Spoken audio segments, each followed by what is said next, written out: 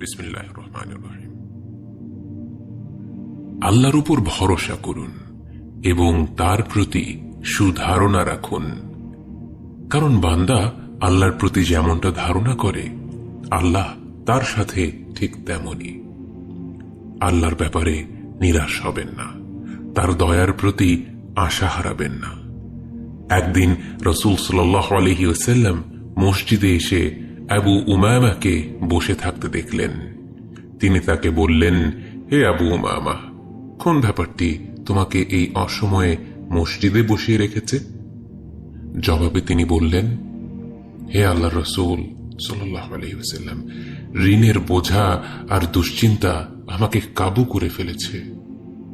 রাসূল সাল্লাল্লাহু আলাইহি ওয়াসাল্লাম বললেন, আমি কি তোমাকে এমন কিছু শব্দ শিখিয়ে দেব যেগুলো বললে আল্লাহ তোমার সকল দুশ্চিন্তা দূর করে দেবেন এবং তোমার ঋণ পরিশোধের ব্যবস্থা করে দিবেন?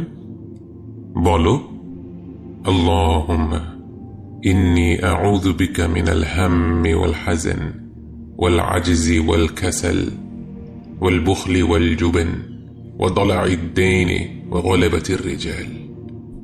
হে আল্লাহ, নিশ্চয়ই আমি আপনার আশ্রয় নিচ্ছি দুশ্চিন্তা ও দুঃখ থেকে, অপারগতা ও অলসতা থেকে, কৃপণতা ও ভীরুতা থেকে, ঋণের ভার ও মানুষদের দমন পীড়ন থেকে।